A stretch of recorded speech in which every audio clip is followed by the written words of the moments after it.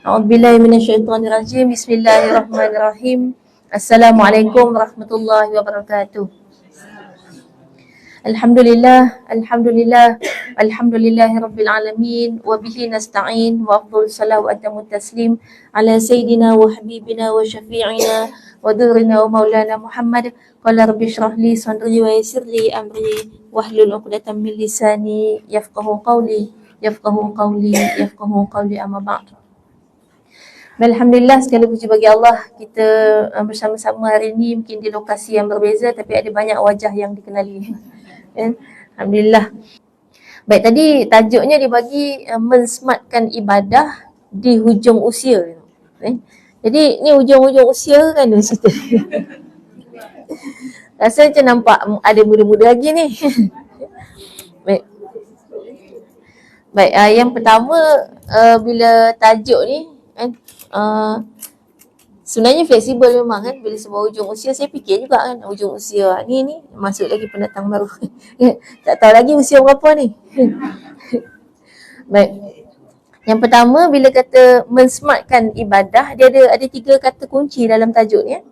Mensmartkan ibadah di hujung usia. Maknanya ada tiga ya. Yang pertama nak smart kan, smart kan.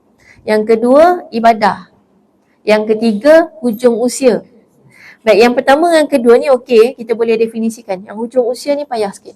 Atas motor tadi tu saya fikir. Hujung usia, kau dengar ni hujung usia belaka. Itu saya kan. Saya hujung usia juga kot. Jadi apa hujung usia sebenarnya? Baik, kita ambil dari belakang dulu noh. Sebab tu yang paling macam best je kan. Baik, bila contoh hujung usia, kita tak boleh rasa yang pertama sekali bila hujung usia kita bayang orang tua je. Tak kan? Sebenarnya setiap daripada kita memang duduk hujung usia.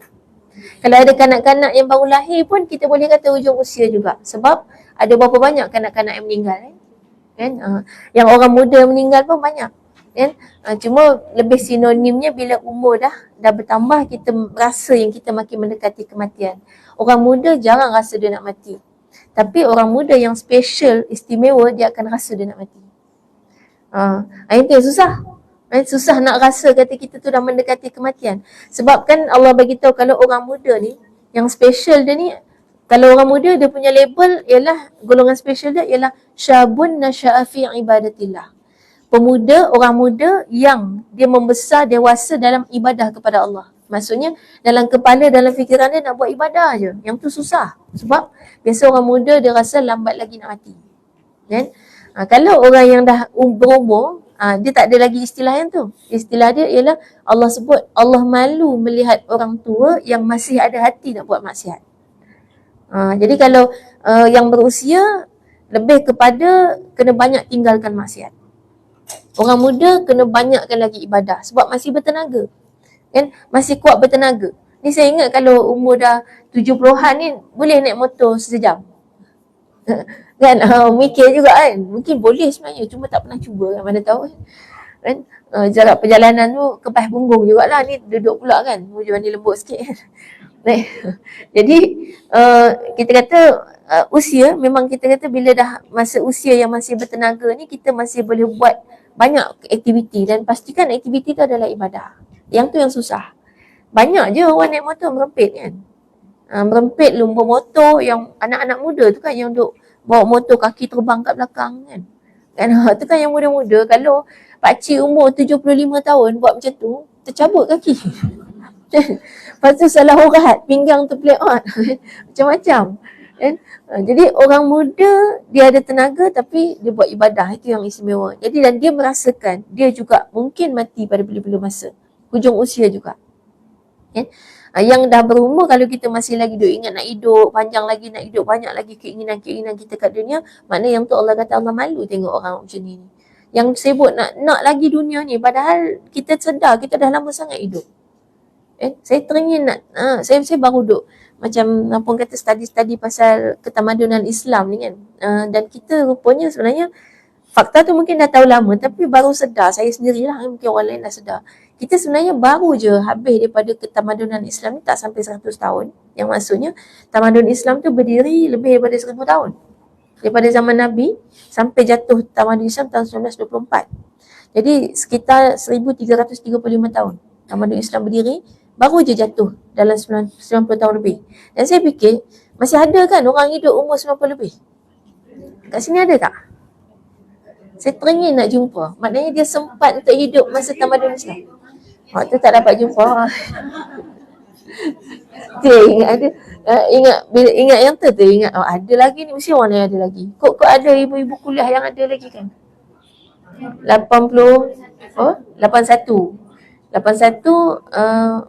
lahir tahun 42. Dia jatuh ke tamadun Islam 24. Ni 42, jauh juga tapi masih okey, boleh nampak kan beza, sangat beza. Sebab kalau dulu tu maknanya masih sisa-sisa orang yang hidup dalam tamadun Islam masih banyak. Dan kita boleh nampak sangat berbeza akhlak keseluruhan manusia kan dibandingkan sekarang. Sikap-sikap masyarakat kita umumnya gitu dibandingkan sekarang. Memang zaman memang berubah kan. Zaman bukan kata tunggu ke generasi cucu kita nak berubah tak. Generasi kita masih hidup, itu dah berubah dah. Itu memang dunia macam tu. Baik.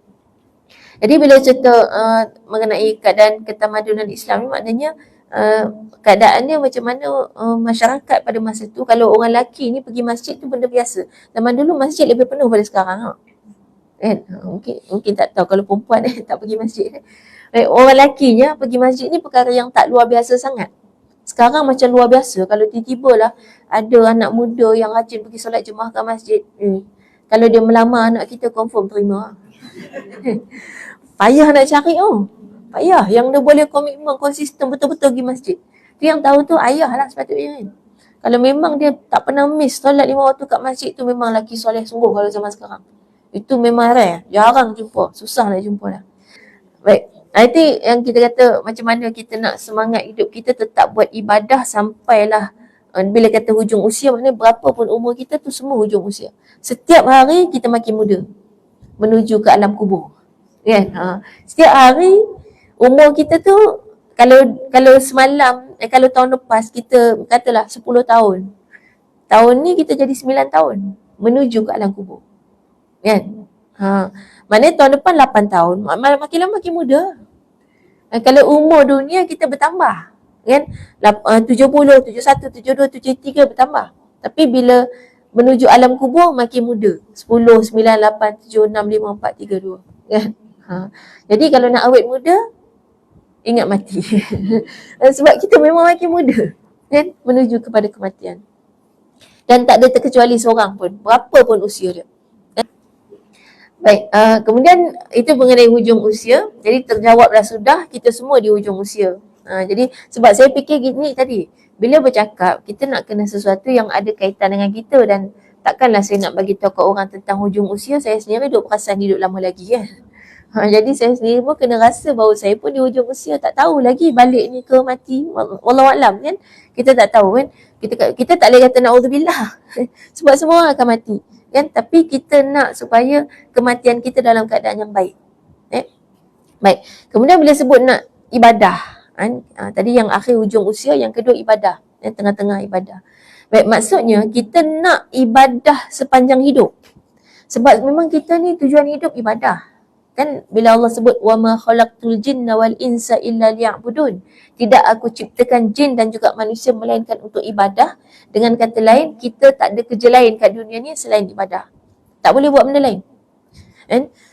Dia ibaratnya macam katalah katalah contoh kucing ni nak masuk rumah, kucing lagi. Baik. Kalau kita cakap dengan dia, kamu tak boleh masuk sekarang melainkan duduk dengar kuliah sekali. Okay, itu satu. Kata-kata yang kedua, kita cakap dengan dia, kamu boleh masuk dengan kuliah. Ada beza tak? Beza dia, yang pertama tadi, kalau dia tak dengar kuliah, dia nak pergi makan kat dapur ke apa, tak boleh masuk. Kan? Sebab kamu hanya boleh masuk kalau nak dengar kuliah. Kamu tak boleh masuk melainkan untuk dengar kuliah. Walaupun dia dengar ke tak dengar, tak tahulah, tapi hidup celek tu kan. Baik, kemudian kalau yang keduanya, kita kata kamu boleh masuk untuk dengar kuliah. Maksudnya, dia boleh masuk dengar kuliah, nak buat benda lain pun boleh. Kan? Itu beza dia. Jadi bila Allah sebut, tidak aku ciptakan jin dan manusia melainkan untuk ibadah, maknanya kat dunia ni tak boleh buat kerja lain. Kena ibadah je. Cuma kita nak luaskan maksud ibadah kan, ibadah khusus, ibadah umum. Bukan hanya solat, zikir itu saja ibadah. Tapi sekarang kita nak 24 jam semua jadi ibadah. Jadi sebab tu bila kita nak smartkan ibadah di hujung usia ni, sebab dalam banyak-banyak ibadah yang kita nak buat 24 jam tu, bukan makna bila kita nak pilih yang smart ni, kita nak padatkan ibadah kita, masa lain boleh buat benda lain. Tak. Tetap 24 jam ibadah, cuma bila smart, apa dia smart? Smart ni bila kita naik atas motor tu, lalulah terowong kan, ada terowong smart. Kenapa terowong tu nama smart? Siapa pernah lalu terowong smart? Kenapa dia smart? Biasanya siapa masuk terowong smart? Kan biasa masuk kan? Kena bayar lebih sikit tak? Tapi kenapa masuk juga? Nak cepat kan? Maknanya orang yang masuk terowong smart tu, dia nak smartkan perjalanan dia untuk pendekkan jarak dan juga jimatkan masa. Kan? Cuma kat dunia kena bayar lebih sikit lah. Kan dekat akhirat dia ada dah list down dia ibadah-ibadah yang smart.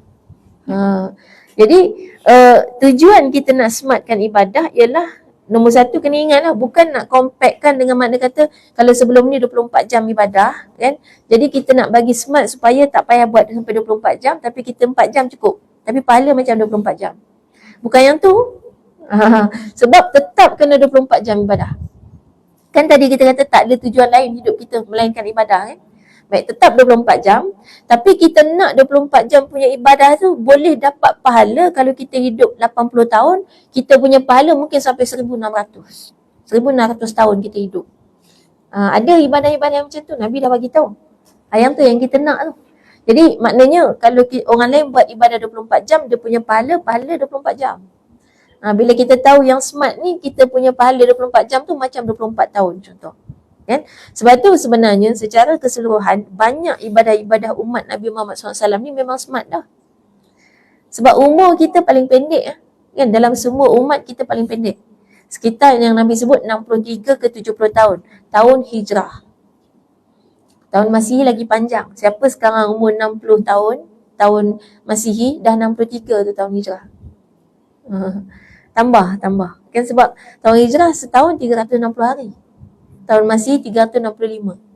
Tambahlah 5 hari. Kan sebulannya beza kan. Kita kan tahun Masihi 30 ke 31 hari. Tahun hijrah tu 29 ke 30 hari. Jadi dia akan bezalah kan. Maknanya sekitar 5 ke 6 hari setahun. Jadi memang tahun kita 360 hari setahun dalam hijrah. Jadi kalau nak mudakan umur pakai tahun Masihi, nak bagi nampak tua tahun hijrah. Ada orang buat gitu. Masa dia muda-muda dia pakai tahun hijrah. Jadi nampaklah matured sikit kata kan. Bila mula usia tambah-tambah dia pakai tahun Masihi. bagi muda balik. Sikit je, tapi bolehlah kan kalau 60 tahun tak masuk 63 lagi. Sebab Nabi kata 63 tu dah kena ingat mati sungguh dah. Kan? Nabi kata antara 63 ke 70. Tu usia purata umat Nabi Muhammad SAW keseluruhannya. Tapi kalau lebih pada tu, Nabi kata tu dah rezeki. Rezeki lebih lah kira. Kan? Jadi yang umur lebih pada 70 tu, maknanya Allah bagi rezeki lebih lah. Mudah-mudahan tambahnya usia tu, bertambahnya kita dekat ke syurga Allah. Kan? Itu yang usia yang paling manfaat ialah yang panjang dan bermanfaat. Panjang dan makin banyak kita buat ibadah. Sebab ada yang makin panjang makin menyusahkan. Sebab makin panjang misalnya kan, kita jadi makin cerewet, gaduh habis dengan semua orang. Kan itu memang usia yang antara dua lah kan. Kita nak jadi makin susahkan hidup orang keliling kita, yang jadi pening, buat kita komplain semua benda. Pengalaman banyak kan. Kita komplain habis semua benda. Dari dapur sampai ke ruang tamu, sampai ke bilik-bilik semua kita komplain. Itu jadi susah orang keliling kan. Ataupun kita nak dapat umur yang jadikan kita makin banyak ibadah, makin kita, biasanya kita bila makin tambah-tambah umur, kita makin rasa kita dekat kematian, kita akan makin banyak taubat. Orang muda ni payah nak taubat.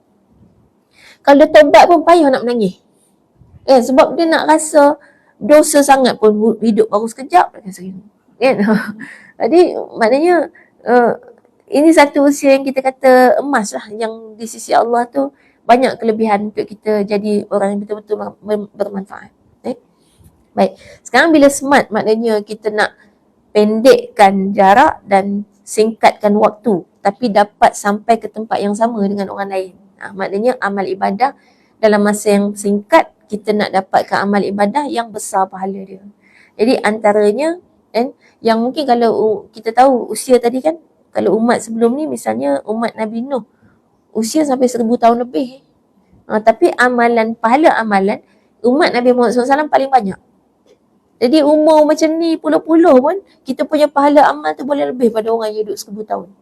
Sebab dapat satu je malam Lailatul Qadar bersamaan dengan 1000 bulan. Satu je, sekali je. Kan? 1000 bulan bersamaan 83 tahun. 10 kali kita dapat 830 tahun. Buat ibadah tak berhenti. Baru satu malam saja. Solat pada satu malam. Itu salah satu ibadah smart. Ibadah yang satu benda kita buat tapi dapat pahala cukup banyak. Baik, sekarang kita nak tengok ibadah-ibadah yang smart ni. Apa dia yang kita nak buat? Kita nak banyakkan. Baik, kita ambil dalam rukun Islam dululah. Yang pertama, paling penting solat. Solat ni adalah ibadah yang Allah tengok nombor satu kan. Sebelum daripada ibadah yang lain. Kalau solat settle, baru tengok yang lain. Solat tak settle, terus out. Masuk neraka dulu. Nanti baru cerita lain. Solat nombor satu. Jadi solat fardu jaga betul-betul. Baik, solat ni macam mana nak buat dia jadi, kita solat 4 rakaat juga sama dengan orang lain 4 rakaat, tapi pahala kita lebih. Macam mana cara dia?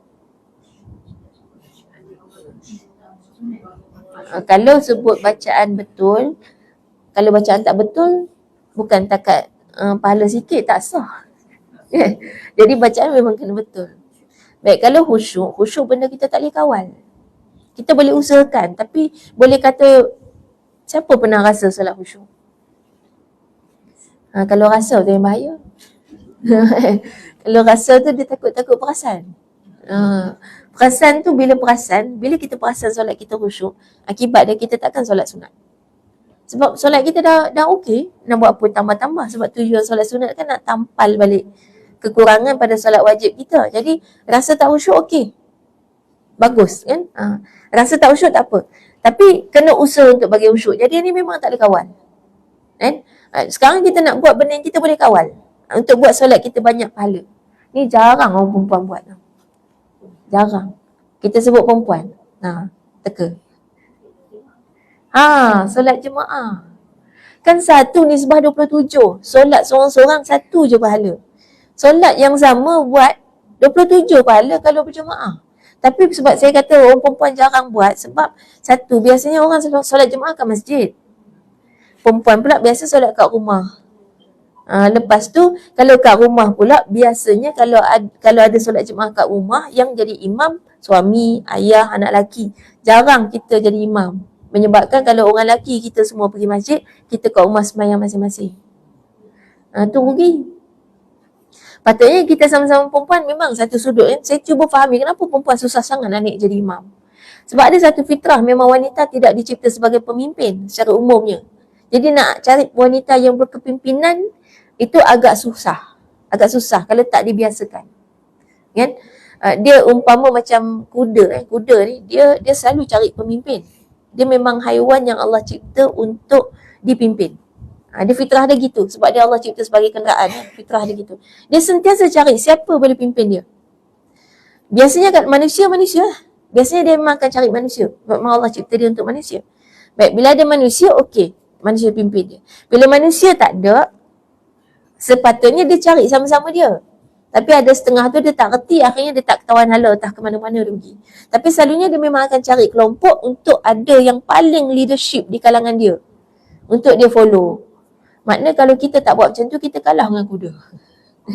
Maksudnya, kalau tak ada lelaki yang sepatutnya jadi pemimpin kita, jadi imam kita, kita sama-sama kita kena carilah.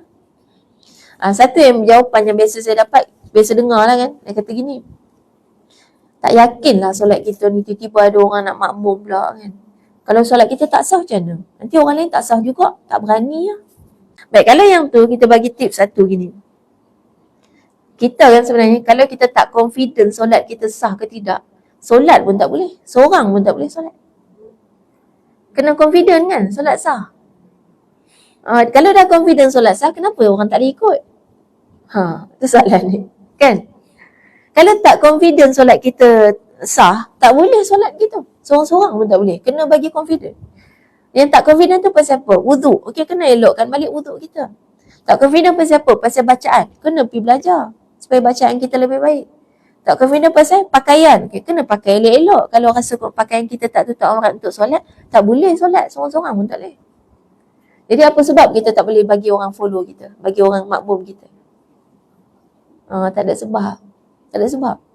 Kalau kita rasa bacaan kita tak betul, kena cari sebenarnya di kalangan. Katalah ada 5 orang kan. Cari siapa yang bacaan Quran dia terbaik. Kalau dah dia terbaik, walaupun tak baik mana, kan?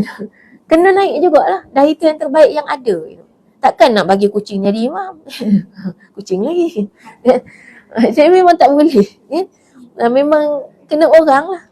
Itu solat jemaah. Jadi hari ni cuba ajar dalam rumah kita, sentiasa solat jemaah kalau boleh lah. Misal kata dalam rumah ada 5 orang. Ada yang nak cepat ni, nak keluar rumah kan, dia kena nak cepat-cepat. Okey, solat dulu dia 2 orang. Jemaah lah. 3 lagi nanti jemaah kedua. Ataupun mungkin kalau rumah besar ataupun tinggi kan, yang duduk tingkat 3 tu payah nak turun bawah-bawah nak naik atas, jemaah tingkat 1 solat dulu. Nanti jemaah tingkat 3 pula solat. Mungkin sakit ada masa kan tak boleh nak naik turun kan. Kita bahagikan tapi tetap solat jemaah. Dan jemaah ni sampai tahap Nabi SAW tu pernah satu ketika tu solat berjemaah, kemudian ada sahabat baru datang lambat. Solat dah selesai. Seorang sahabat datang nak angkat takbir solat, Nabi kata tunggu dulu. Jangan solat. Nabi tanya pada sahabat yang lain, siapa di kalangan kamu nak bersedekah hari ni? Sahabat lain tanya, sedekah apa? Ni kawan kita nak solat tapi seorang-seorang satu pahala, siapa nak bagi dia 27? Solat sekali lagi untuk berjemaah dengan dia. Sampai macam tu. Bangun solat semula. Seorang sahabat berebut lah. Sahabat kan bila contoh pahala dia orang berebut. Kita kalau contoh pahala makin lena. Kalau kata duit dapat 27,000, berebut-rebut. Jadi akhirnya sahabat ni salah seorangnya bangun solat semula untuk berjemaah dengan sahabat ni. Macam tu sekali. Saya ingat ni kan, masa saya kecil-kecil, dulu ayah saya jaga solat jemaah ni kan. Pernah lah satu ketika tu memang ayah saya buat macam tu. Dia suruh bangun solat semula jemaah dengan ni yang baru bangun kan subuh kan. Masa tu kecil-kecil memberontak jugalah. Kita dah solat kan, suruh solat sekali lagi, dah lah ngantuk-ngantuk subuh-subuh ni budak-budak masa tu belum balik pun lagi. Tapi tu pendidikannya, nak ajar betapa pentingnya solat jemaah. Carilah walaupun budak kecil pun tak apa, janji solat jemaah. Kita kata yang ada kat rumah kita ada budak anak 3 tahun, cucu katakan, cucu 3 tahun. Dia tak balik pun lagi. Minta tolong dengan dia, boleh tak tolong nenek, tolong bagi dapat pahala lebih sikit solat jemaah. Boleh je, minta tolong. Budak-budak suka solat sebab bagi dia tu exercise. Tunggu balik. Imaman boleh. Kita tu tak balik lagi. Tak betul solatnya. Tak. Sebab soal dia tak betul solat tu cerita dia. Dia tak dapat pahala, tak apalah. Memang dia tak dapat pahala, kita tolong dapat pahala dia sekali. Sebab kan semua yang belum balik ni, pahala dia dapat kat mak bapak dia. Pahala dapat dekat siapa yang mendidik dia, siapa yang jaga dia. Kan biasa-biasa tengok ada satu keluarga ni, dia biasakan anak-anak dia solat, jemaah ni, sampai sekali tu mak dia nak solat ni bangun, sebelah dia ada anak dia tengah tidur umur 4 tahun, perempuan ni. Tengah tidur kan, subuh kan. Jadi dia kejutkan teman mak solat ni, bangun solat jemaah. Dia mamai-mamai gitu sebab dah terbiasa dia bangun. Tak pakai telekung, tak pakai tudung wuduk pun tak ada. Bangun solat, pejam-pejam mata ikut semua. Habis dia bagi salam, terus tidur balik. Tak apa, kita didik itu. Itu kan bentuk pendidikan. Kan? Paling kurang kita dah ada niat tu. Dapat solat jemaah. Dah ada niat. Kan? Tapi kalau ada orang yang dah balik, elok-elok boleh semayang, ambil wuduk, jangan saya saja pergi cari budak-budak. Kan? Itu kalau dah habis tak ada orang. Sebab sampai tahap zaman Nabi tu, sampai ada pernah satu hari tu hujan lebat sangat sampai sahabat-sahabat tak boleh keluar, tak boleh nak keluar pergi masjid solat jemaah. Nabi jamakkan sebab nak suruh solat jemaah juga. Jadi ni ibadah smart yang bukan boleh dibuat main. Dan kita biasa tengok kan kalau pergi kat shopping mall ke R&R ke, perempuan memang solat masing-masing kan. Susah nak cari imam. Kalau boleh kita yang pergi sana berdua, bertiga, kita jemaah lah. Buat jemaah kita. Sama-sama kita. Kita berdua tu kita solat sama-sama kita. Kalau orang lelaki, kita kata orang lelaki solat kan, dia jemaah. Dia kan syarat kita nak boleh jemaah dengan dia tu kalau tabir, kalau surau dia kena nampak imam. Dia kalau surau kita jenis tembok gitu memang tak nampak. Kita takkan dapat ikut imam depan, tak ada masalah kita nak solat. Kita jemaah kat belakang. Jemaah kita tak apa. Yang tak boleh jemaah satu tempat lebih pada satu jemaah tu adalah bertujuan untuk pecah belahkan masyarakat. Kan sebab pernah berlaku dalam satu masjid ada 4 solat jemaah mazhab lain-lain. Jadi tujuan dia tu masing-masing nak ikut cara masing-masing. Yang tu yang tak boleh. Tapi kalau dah memang tak mampu nak solat jemaah dengan imam depan sebab tak nampak, tak dengar, tiba-tiba salah sujud rukuk dia semua, kita bolehlah buat jemaah kita. Itu kita biasakan ibadah smart. Baik, itu kalau solat. Baik, kemudian puasa. Dalam kita ambil rukun Islam puasa ni nak bagi dia smart macam mana? Dapat pahala puasa. Ada satu yang Nabi bagi tahu. Yang kalau kita tak puasa pun dapat juga pahala puasa. Apa dia? Bagi makan orang buka puasa. Jadi waktu kita puasa, kita hidang juga untuk orang buka puasa. Kita bagi keluar duit juga untuk orang buka puasa. Ni jangan tunggu bulan Ramadan. Biasa-biasa ni kalau ada orang puasa sunat, tahu je dia puasa sunat, dia hantar makanan. Ni untuk buat buka puasa. Kalau kita tak puasa, kita dapat pahala puasa dia. Tapi dia tak bagi dua. Sekejap dia kata tanah ambil, nanti bagi 2 pahala aja. Dia tak bagi 2, dia dapat seorang banyak tu juga. Sama banyak. Pahala dia bukan macam buah kan. Buah kalau belah 2, terbelah lah. Seorang separuh. Pahala tak, dia boleh kembang banyak mana pun. Kalau kita tengah puasa, lepas tu kita bagi pula makan orang buka puasa, dapat lagi double pahala. Tu smart puasa kita. Jadi bila dah puasa, jangan ingat kalau puasa je long lie lembut, tak boleh buat apa-apa, menunggu ada orang bagi pula makanan buka puasa kat kita. Kan? Rugi ya. Tak smart tu puasa kita. Dalam masa yang sama, kalau kita kata nak bagi dapat pahala tu, kita tinggalkan maksiat. Itu puasa. Baik, kemudian kalau dalam rukun Islam dia ada zakat, tapi dalam hari biasa kita ada sedekah. Baik, sedekah nak bagi smart macam mana cara? Nak bagi pahala dia lebih. Baik, sedekah ni dia ada afdal, sedekah terbaik. Sedekah terbaik kepada siapa? Yang pertama sekali kepada kaum keluarga kita. Jadi maksudnya dalam keluarga kita kena pastikan tak ada yang kelaparan. Tapi ni kadang jangan buat alasan. Tak sedekah-sedekah keluar. Masjid bagi tabung pun tak sedekah semua. Kita kata sebab duit tak cukup. Buat sedekah keluarga je. Sedekah apa tu? Kejap-kejap beli belon untuk anak. Kejap-kejap beli bola. Kejap-kejap beli dinosaur. Mainan. Kan? Kita kata sebab anak kita minta macam-macam. Jadi tak cukup-cukup. Itu bukan. Dia yang namanya sedekah untuk keluarga ni keperluan asas. Keperluan asas ada 3. Satu makanan. Makanan itu kaedah yang Islam ajarkan, keperluannya adalah 2 kali saja sehari. Lebih pada tu bukan keperluan, kelebihan. Lebih pada tu maknanya keinginan. Dia yang normalnya 2 kali sehari. Terima kasih. Saya sebenarnya nampak air mula-mula tadi nak tegur dah. Sebab dari pagi kuliah tadi tak ada minum air. Ingat kuliah kedua nak ambil air, nak minum lah. Sampai kat motor nak minum gitu. Lepas tu tengok terlupa nak ambil air atas meja. Tapi saya segan sikit nak minum air depan orang. Setakat masih boleh okey lagi insyaAllah. Sikit lagi ni nak ambil dah. Baik. Kalau nanti sangkut baru saya minum. Haus tu memang rasa juga. Tak apa, kejap lagi insyaAllah. Baik.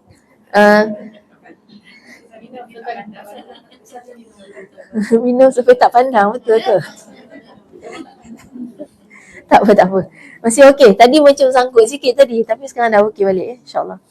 Baik. Dan kemudian ini mudah-mudahan jadi air doa lah majlis ilmu kan. Baik. Kemudian kita sebut tadi sedekah kepada keluarga kan. Itu yang paling utama. Keluarga ni keluarga kecil dulu. Lepas tu sanak saudara. Pak saudara, mak saudara, sepupu sepapat tu pastikan tak ada yang sampai jadi gelandangan. Kan yang hari tak ada makanan gitu kan. Maksudnya sampai hari yang dia tak ada makanan langsung. Itu kena pastikan. Dan sebenarnya yang terbaik juga, jenis saudara ni, jenis tak minta-minta tu lagi baik.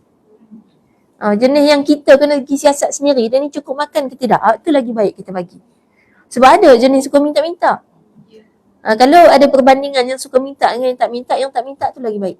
Dan sebenarnya orang miskin yang sebenar, Nabi bagi tahu, orang miskin yang sebenar ialah orang yang tak cukup keperluan hidup dia tapi tak pernah minta. Tu miskin sebenar. Yang duk minta-minta tu bukan miskin sebenar. Apalagi yang duk minta sedekah, tak. Dia bukan miskin sebenar. Itu yang Nabi bagi tahu. Dia ada tenaga, nak pergi minta tu dia ada tenaga. Maknanya dia masih boleh berusaha. Dan kemudian dia tidak menepati kaedah yang Islam ajarkan adalah untuk berusaha secara maksimum. Kecuali kalau memang ada ketika kadang-kadang dia minta. Kalau itu lain cerita. Kadang-kadang tu maknanya dia memang terpaksa. Tapi kalau selalu minta tu tak. Bukan. Biasanya orang yang selalu minta-minta ni dia bukan tak cukup. Dia rasa tak cukup. Orang yang betul-betul miskin ni dia memang tak cukup. Tapi dia rasa cukup. Orang yang tengok dia, dia ni tak cukup. Tapi dia kata, aku okey je. Cukup. Itu baru betul miskin. Sebab kan bab cukup ni kan masing-masing rasa. Ada orang dah cukup semua, rasa tak cukup juga. Tu yang duk makan rasuah korupsi tu orang kaya-kaya. Sebab rasa tak cukup. Kan kadang-kadang yang duduk gubuk buruk, rumah apa, kita kata rumah setinggan kan. Yang kais pagi makan pagi, kais petang makan petang. Itu tak pernah pun buat jenayah-jenayah, pergi curi duit orang ke apa tak, sebab dia rasa cukup. Jadi kalau rasa cukup betul, kita takkan minta. Itu yang hakikat sebenar. Itu dalam bab sedekah kepada keluarga, kemudian lepas daripada kepada keluarga, barulah pergi kepada sanak saudara yang lebih jauh, kemudian pergi kepada orang miskin, itu baru lepas tu orang miskin. Itu pun dia ada jarak, yang lebih dekat dengan kita, jiran tetangga. Lepas sanak saudara, jiran tetangga. Jadi kena pastikan jiran-jiran kita sekeliling tak ada yang sampai tak makan. Dan lepas tu barulah pergi makin jauh sampailah kepada umat Islam dalam dunia ni. Jadi maknanya kalau kita pergi sedekah ke Palestin, lepas tu ada keluarga kita sampai mati kelaparan, dosa.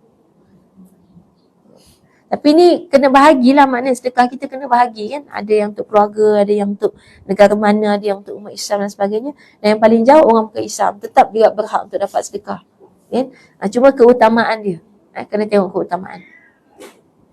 Ada yang tanya gini, dia ada makcik yang sebatang kara hidup seorang-seorang, kemudian dia menafkah makcik tu, sampai gaji dia tu memang dia bagi ke mak saudara dia lah. Macam mana?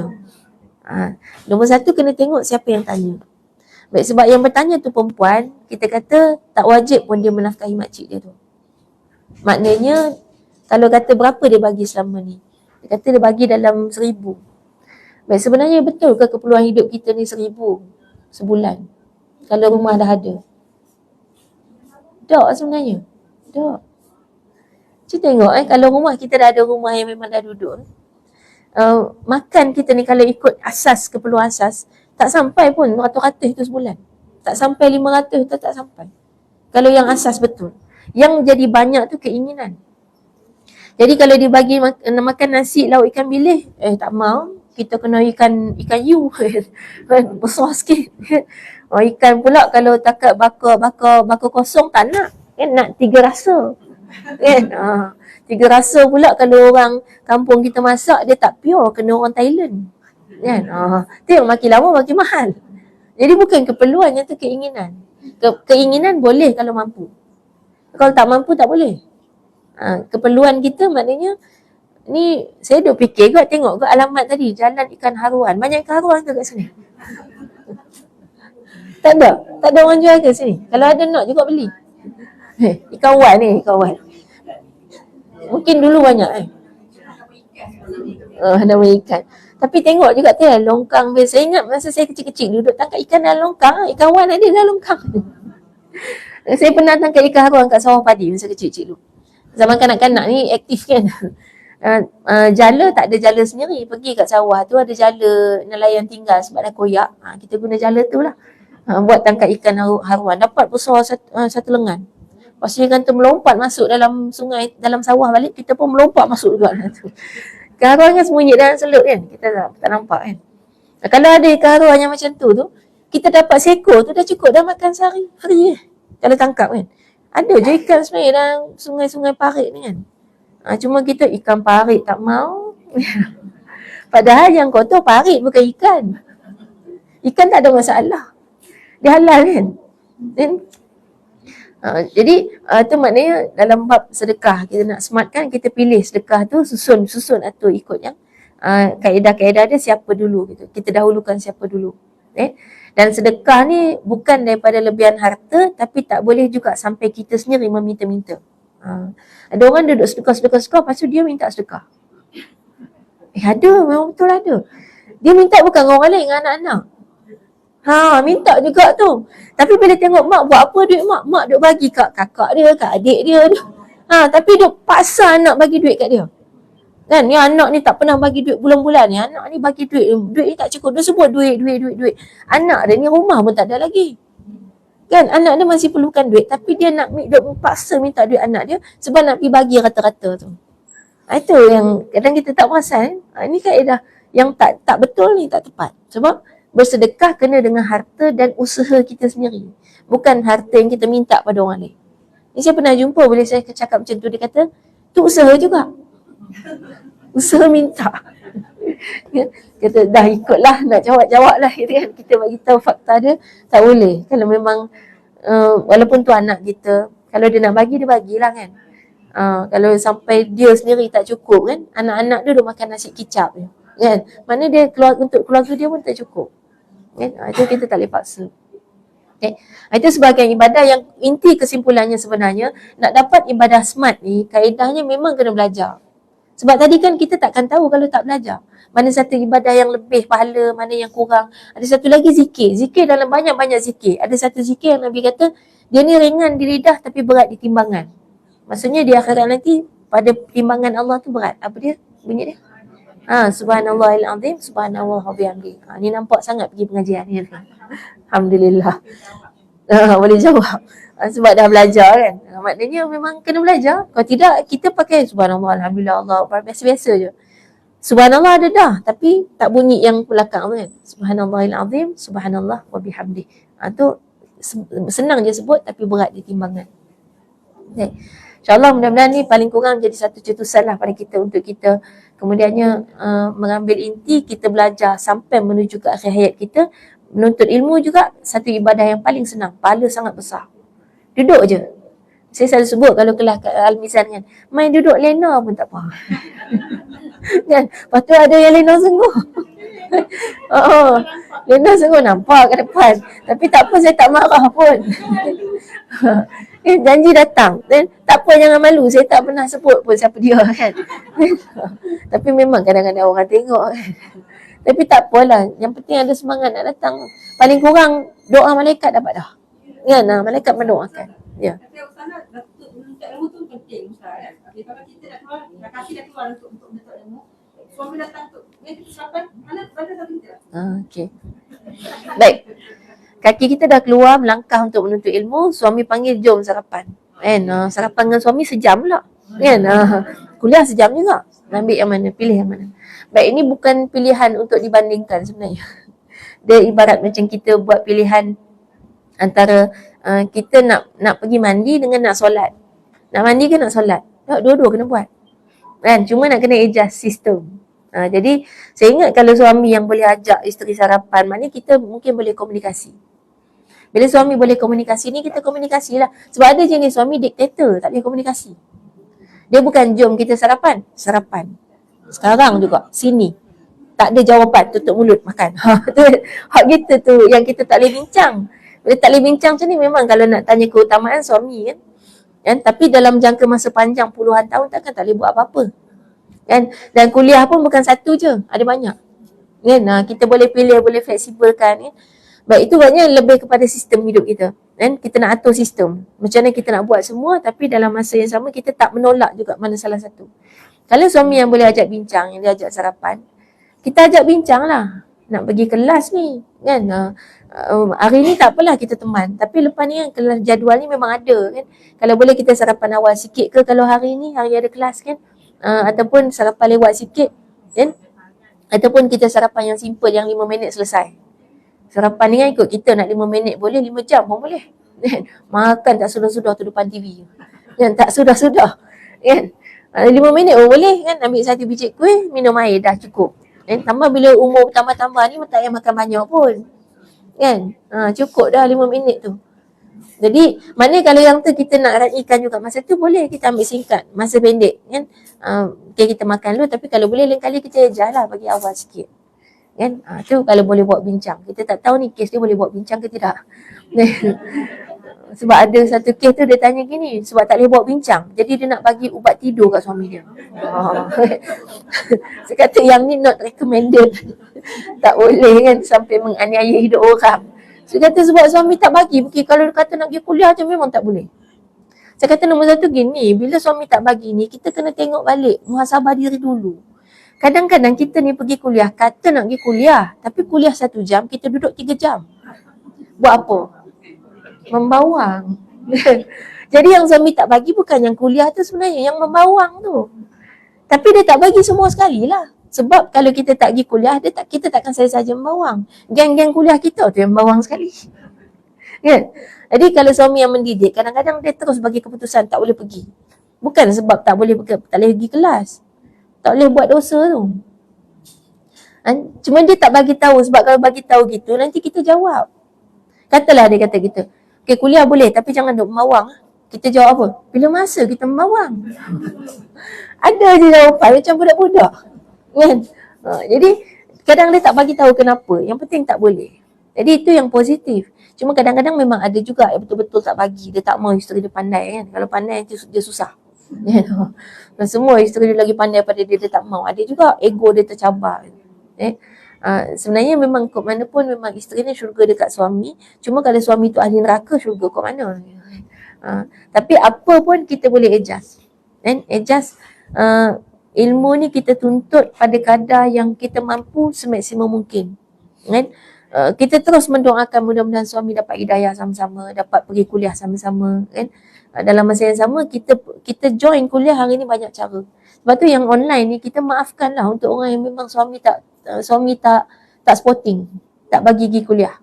Jadi siapa yang duk follow online je manjang, tu makna suami tak sporting. Suami tak faham sampai tak izinkan kita nak pergi kuliah. Kan? Jadi makna kita masih boleh keluar kan. Dia kadang-kadang mungkin perlu juga ada masa kita katalah suami tu okey kalau kita pergi rumah kawan. Mana ni jenis suami yang bukan mendidik ni, dia memang tak suka isteri dia pandai. Tapi kalau kita pergi rumah kawan membawang dia tak apa. Ada juga gitu. Kita pun cakap lah nak pergi rumah kawan tu, tak apa. Lepas tu kita pergilah rumah kawan tu, lepas tu dengan dia sama-sama pergi kuliah. Tak bohong. Tapi kena pergi rumah dia. Maknanya kita dah bagi tu nak pergi rumah dia. Tu kaedah. Kan? Ni untuk kebaikan saja. Jangan buat teknik pula. Nak pergi shopping pun buat gitu juga. Kata nak pergi rumah dia. Sebab kadang-kadang ada di kalangan kawan-kawan kita ni kepercayaan suami kita. Kan ada kan? Kalau kita nak pergi rumah kawan tu, suami kita memang percaya. Kalau kita nak pergi berjalan dengan kawan ni, memang suami kita percaya. Ada. Yang tu jangan ambil kesempatan. Kan? Allah tahu kan? Kita nak ni untuk kebaikan, kita boleh buat macam tu. InsyaAllah. Saya ingat sekadar tu. Kan? Mudah-mudahan ada manfaat untuk kita semua dan mudah-mudahan lepas ni kita boleh usahakan untuk mensmartkan ibadah kita. Kan? Yang tadi kita hitungkan kira-kira kan, dia punya pahala tu. Dan untuk jangka panjang lebih banyak lagi kita tambahkan ilmu lagi kan, supaya kita tahu dan maknanya dalam usia yang singkat kita boleh buat ibadah lebih pada orang lain. Dan dengan syarat bukan niatnya untuk santai-santai. Lepas dapat ibadah pahala banyak, lepas tu santai. Tak, dia bukan gitu. Tapi untuk memperbanyakkan lagi pahala ibadah kita. Wallahualam. Ada soalan lagi ke? Tak ada. Aku lupa lihada wa astaghfirullah li wa lakum. Wassalamualaikum warahmatullahi wabarakatuh. Kita tutup dengan tasbih kafarah dan suratul Nas.